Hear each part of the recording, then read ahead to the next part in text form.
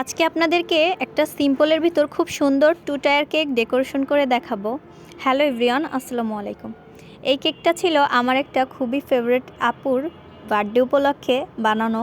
আপু আমাকে একটা কেকের ছবি দিয়ে বলেছিল সেম টু সেম কেকটা বানিয়ে দেওয়ার জন্য। কেকটা ছিল একটা 2 টায়ারের কেক এবং আমার কাছে ভ্যানিলা ফ্লেভারের একটা কেকই অর্ডার করেছিল আপু। প্রথমে আমি ভ্যানিলা বেস তৈরি করে নিয়েছি।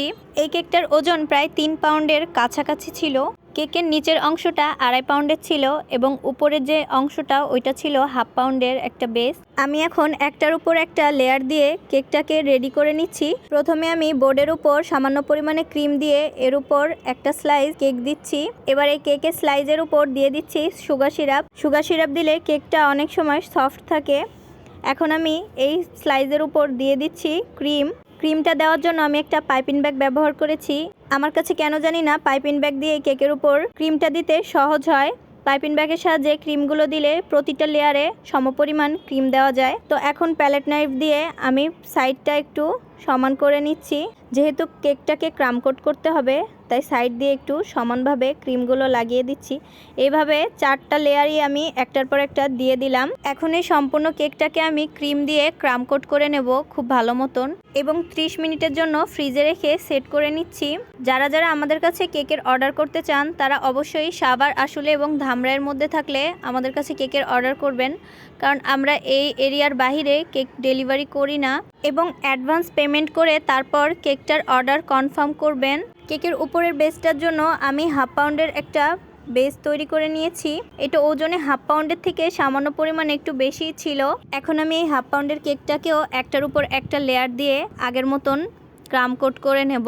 আপনারা দেখলেই বুঝতে পারবেন যে কোনো ধরনের কাজ চর্চার উপর নির্ভর। আপনি যত বেশি চর্চা করবেন দেখবেন তত বেশি শিখতে পারবেন অনেক কিছুই। এখন আমি এই 1/2 পাউন্ডের কেকটাকেও ক্রাম কোট করে নর্মাল ফ্রিজে 30 মিনিটের জন্য রেখে সেট করে নেব।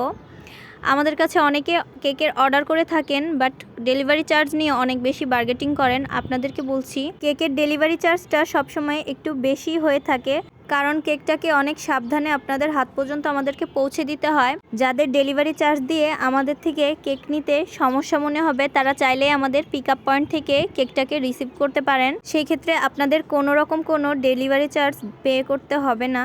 এখন আমি ক্রাম কোট করা কেকগুলো ফ্রিজ থেকে বের করে ফিনিশিং দেব। আমি এই সম্পূর্ণ কেকটাকে বেবি পিঙ্কের ভিতর রেখেছিলাম। ক্রিমের ভিতর 1 ফোঁটা পিঙ্ক কালার অ্যাড করলে এত সুন্দর একটা বেবি পিঙ্ক কালার পেয়ে যাবেন। তো আমি এই বেবি পিঙ্ক কালার দিয়ে সম্পূর্ণ কেকটাকে ফিনিশিং দিয়ে দিচ্ছি। একটা স্ক্রাবারের সাহায্যে কেকের সাইডটা ফার্স্টে ফিনিশিং দিয়ে দিচ্ছি। এখন একটা প্যালেট নাইফের সাহায্যে কেকের উপর অংশটাও আমি ফিনিশিং দিয়ে দেব। আপনাদের সাথে আরও একটা টিপস শেয়ার করি।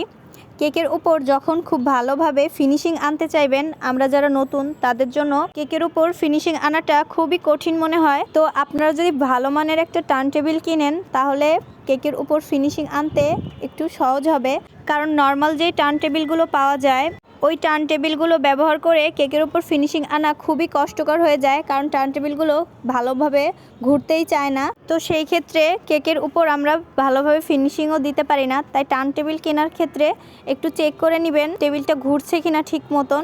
আমার এই 1/2 পাউন্ডের কেকটাও ফিনিশিং আনা শেষ। এখন আমি কেকটাকে সেট করে নেব। কেকটা সেট করার সময় হঠাৎ করে কারেন্ট চলে যায়। আমার হাতে একদমই কোনো সময় ছিল না, যার কারণে কারেন্ট চলে যাওয়া অবস্থায় আমি কেকটা ডেকোরেশন করতে থাকি এবং আল্লাহ করি যেন কারেন্টটা খুব তাড়াতাড়ি চলে আসে। 2টা প্যালেট নাইফের সাহায্যে আমি খুবই সাবধানে একটার উপর একটা কেক বসিয়ে দিয়েছি।